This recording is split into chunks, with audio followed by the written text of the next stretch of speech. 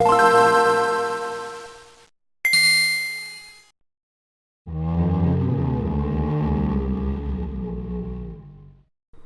Rangers, a show that most people my age either watched religiously for a brief window of their childhood before moving on with their life, or stuck with it through the later seasons, bearing witness to the many ups and downs as the franchise morphed into something beyond its original premise.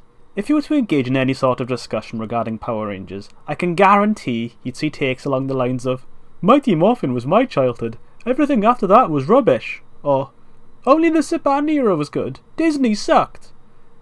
These people tend to be more vocal, but there's definitely a lot of fans out there who continued watching the show as it progressed, for better or worse. While the show has always had its fair share of detractors for things such as bad acting, nonsensical plots, and some iffy editing from the Sentai and more, there's still plenty of fun to be had in the monster punching, robot smashing, elaborately choreographed action. And while I'm not going to sit here and try and convince you it's a masterpiece, I still believe that Power Rangers, like any good kids show that isn't aimed at literal babies, has qualities that make it worth praising and talking about. The point I'm trying to make here is that Power Rangers is a franchise with a fan base that seems evenly split down the middle in terms of how they enjoy it. So, what better way to bring both types of fans, old and new, together than in episodes that reunite members of the original, beloved casts, with Rangers from later seasons, having them interact with one another. This serves as a great way of bridging the gap, with older fans coming to see their childhood favourites on screen again, and getting to know the newer Rangers in the process, and vice versa for the younger fans. In case you weren't aware, Power Rangers is made by adapting footage from a Japanese live-action costumed fighting franchise, also known as tokusatsu, called Super Sentai. Morphed fight scenes, Zord action, weapons and villain suits are usually either just dubbed over or imported to the West, and then original storylines and characters added in to make it this bizarre Frankenstein's monster of children's entertainment. Sentai had been doing team-ups for years, so the concept wasn't exactly new, but for us Western fans who had no idea what any of that was about, it was still exciting as hell. Team-up episodes are a feature that Power Rangers did every so often, usually to celebrate some sort of milestone like an anniversary. Since the Zordon era had a semi, and I use the term loosely since the members got swapped out here and there, consistent cast, with an ongoing story, there wasn't really much need for a crossover team-up event. But with Lost Galaxy onwards being standalone seasons with their own continuity, the prospect of past Rangers returning to interact with this new cast that they didn't really have much connection to became much more exciting.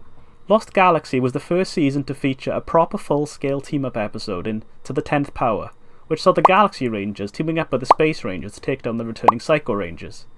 I realise now that you can only say the word Rangers too many times in one sentence before it sounds strange. Following that was a Lightspeed Rescue and Time Force team-up in Time for Lightspeed. The episode's plot was just okay, with the returning villain really being nothing to write home about, but once again it was just nice to see the Ranger teams interacting with each other. It's in the next season, Wild Force, where the team-up episode that's the focus of the video takes place. Reinforcement from the Future is a fantastic episode that not only continues the character arcs from Time Force towards a satisfying conclusion, but also gets the two teams together really well, with even a possible romance budding between some of the members. There you go, thank you for watching, please subscribe.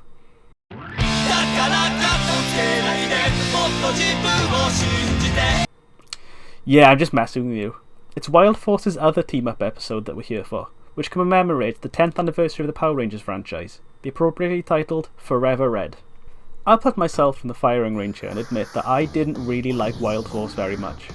I thought the theme song, Zords, suit designs, and Zen Aku were awesome, but I really could not stand the story of the characters. They came across as too preachy and overbearing, with its environmental messages, and the team was pretty dull, and Princess Shayla's stupid song was just bloody awful. Trees, the birds nest and play.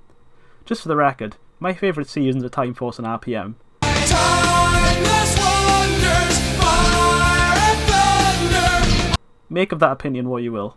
Remember earlier when I said that Sentai had been doing team-ups for years? Well, footage from those team-ups was often used in the Power Ranger adaptations too. Forever Red is made up of entirely new footage, all filmed explicitly for the special. The episode takes place near the end of Wild Force, shortly before the finale. The villains seen here may be familiar to any kid who watched Fox Kids in the 90s.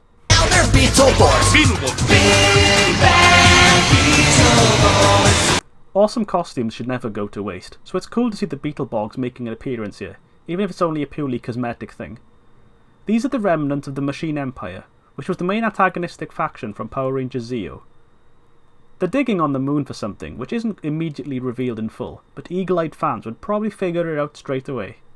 They're being watched by who else but Andros, once again donning his trusty cloak that he wore at the start of In Space. Unfortunately, he gets discovered and the not Beetleborgs chase him on horses. On the moon. God, I love Power Rangers. After a brief chase and a pretty awesome instant flip morph, Andros escapes back to his ship. At a poolside bar, we're reunited with Bulk and Skull, the former bullies who actually had a lot of development throughout the show prior, becoming brave heroes themselves. It was probably for the best that the show stopped using them by Lost Galaxy because they didn't really have anything to do. But I'm happy to see them again here, still hanging out together. Bulk answers a phone call that's addressed to a mysterious man sat over here reading a paper. He hands the phone over to him, and that's all we see. I wonder who that is. The Lightspeed rescue jeep pulls up next to a lake where the Wild Force crew is just hanging out, probably discussing the environment or animals or something. The absolute Giga Chad, Carter Grayson, gets out of the car and tells Cole, the Wild Force Ranger, that they need him for a super duper important mission that the rest of the team will not be required for. More on that later. They drive to the Masada base, which is just this universe's equivalent of NASA, where they meet some of the other Red Rangers. Wes and Eric from Time Force are there, who Cole already met in the previous team-up. Theodore J. Jarvis Johnson. Please, just call me TJ. From Turbo gets a cool entrance, stepping out of his car in a wonderfully cheesy sped-up shot. After Andros gets introduced, he explains that this team has been assembled by a veteran ranger who would serve as the leader of the mission. And who else would it be but Tommy? Yeah, he's most obviously famously well known as the Green Ranger and later White Ranger, but during Zeo and half of Turbo, he served as the Red Ranger for those teams too. Not really sure how I feel about his haircut, if I'm being honest, but I guess it was stylish back in the day. Tommy explains that the Machine Empire is up to no good again, having survived the destruction of the rest of the army and regrouped on the moon after amassing more forces in preparation to invade Earth. Thanks to the Astro Megaship Mark II, the team has a method of transport to the moon and back.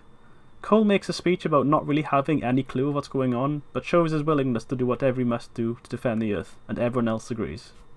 What a hero. Andros brings up the fact that there was another Red Ranger on Earth, meaning Jason. Rocky who? Unfortunately, Tommy couldn't get through to him, but Jason couldn't make it. Immediately afterwards, Jason shows up. Because this whole episode had to be fit into an average episode runtime of about 20 minutes, the little "will Jason show up" thing isn't really given any room to breathe, and I would have liked to see that play out a bit more for extra drama, but yay, Jason's back! There's a bit of hero worship throughout the episode alluding to both Jason and Tommy, but I'll get back to that later when I finish recapping the episode. There's an awesome slow motion walk towards the ship that's just begging for Armageddon music behind it. Michael Bay, eat your heart out. There's a villain rally of sorts, with the Machine Generals giving a speech to the troops about how they're going to get revenge for the fallen leader, King Mondo, complete with a statue of him right there. During a briefing aboard the Astro Megaship, we learn that the Machine Generals on the moon are under the command of a General Vengeance, which is a name shared with the main villain of Power Rangers RPM. Now, I'm a sucker for continuity porn, and despite the possibility of a connection between the two being near zero, I still like to think there's something there. But anyway, the machines on the moon have been excavating the monstrous Zord formerly belonging to Lord Zed, Serpentera. I always like the way this scene plays out, with Austin St. John's delivery of the line sounding really quite somber and oddly serious for what the show usually is. Serpentera.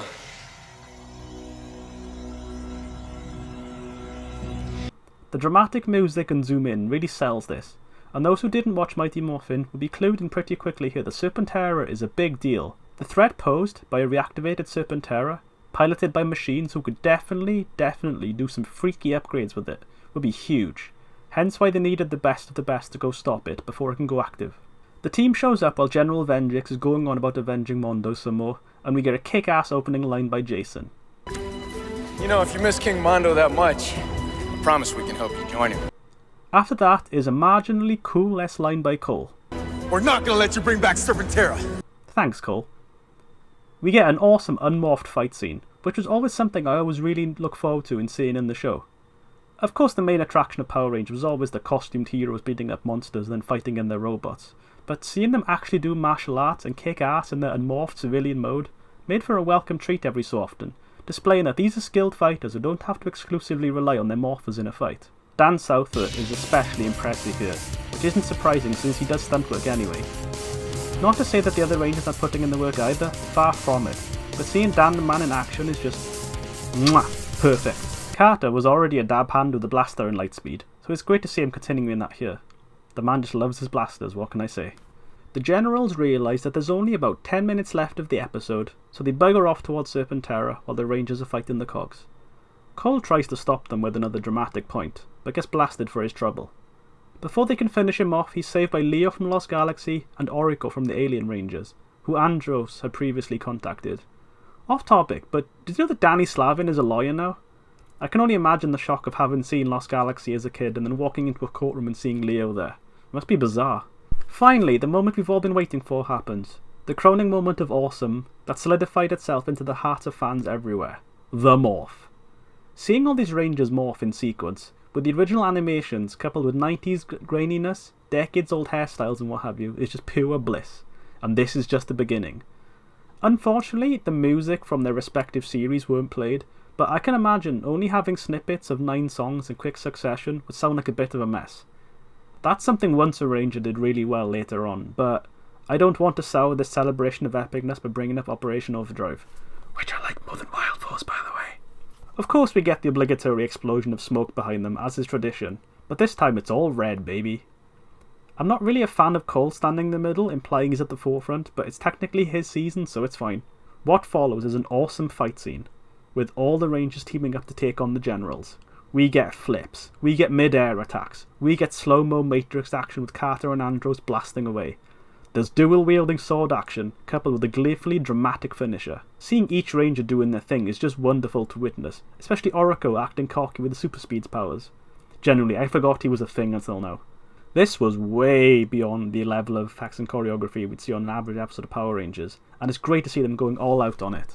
Unfortunately, because this isn't a special feature-length episode, it means that things have to get wrapped up pretty quickly. And we haven't actually seen Serpentera do anything yet. Venjix climbs inside the now CGI Zord and takes off, leaving the Rangers behind, unable to do anything. Luckily, Cole has his Wild Force rider bike, which he can summon to his side, and he mounts it in this hilariously weird footage. Now, what happens next is either ridiculous in a good, cheesy kind of way, or ridiculous in a WTF, that's lame kind of way. Cole drives his bike through space, catching up at Serpentera. Whenever it's not a close-up, he's a CGI model, and, well, you can see. While trying to get a good angle on Serpentera, Cole skids to a halt, complete with sparks. In space. God, I love Power Rangers. Powered by the omnipresent energy source known as main character riding the new toy, Cole pretty much just one-shot Serpentera. Good people, I present to you what's known as power creep. I'm almost disappointed he didn't do a dramatic finger point while saying For the Earth! But, you know, what can you do? Everyone except Oriko goes back to Earth, pleased with the job well done. The day is saved. There's an awesome fist bump between the 8 of them, along with some friendly banter regarding who the best one is. It's a great way to end the episode with the Rangers proclaiming their own triumphs in support of their position as Best Ranger, which would no doubt please each of their respective fans, who would no doubt have had their own reasons for their own favourites. Forever Red is everything an anniversary celebration should be. It pays respect to previous Rangers, with little nuggets of lore here and there, as well as references for fans to pick up on. No one Ranger steals the limelight too much from the others, except maybe Cole in his constant dramatic speeches and finger pointing. Each Red Ranger gets a moment to shine, showcasing their respective talents that makes them stand out from the rest. Even seeing returning non-Rangers was great too, with the brief scene with Bulk and Skull. Since Jason and Tommy were from the original series, there was bound to be a bit of hero worship and fan wankery there, which was unavoidable, I think. The handful of moments of, let me show you how cool and old school we are, and Cole thinking Tommy is the best are a bit on the nose, but believe me, this is not the worst it could get. Believe me. From what I learned of Linkara's history of Power Rangers videos, the whole thing with Cole suddenly saving the day by one-shotting Serpentera on the bike came from executive meddling, which also explains why this had to be crammed into 20 minutes. The gist of it was that Disney wasn't too keen on the anniversary being that big of a deal, and only agreed to do it if they only took a single episode slot and promoted the bike toy in it. It led to a bit of a naff conclusion if I'm being honest, but if that's what it took to get this thing greenlit in the first place, then I'll take it. I really suggest watching his Wild Force review for more information on that. The reasoning behind only needing Red Rangers is never really given in universe. There's a simple explanation for that. I mean, you'd think an apocalyptic threat like Serpentera would require all the firepower available, right? Well, I'd imagine that outside of the fourth wall, it's because Red Rangers were usually the most well-known and prominent members of their respective teams. So just using those would be more feasible than getting, like, I don't know, 50-odd Rangers on screen at once. What an impossible task that would be, right? Thank you for watching this video. I aim to write more retrospectives and reviews this year. I've recently started reviewing the classic seasons of Thomas the Tank Engine and Friends, so if that's your thing, please watch those. If not, well, I'll have more out on other things that I'm passionate about. Please look forward to more. Thank you. You're going down. You're not worthy as my opponents.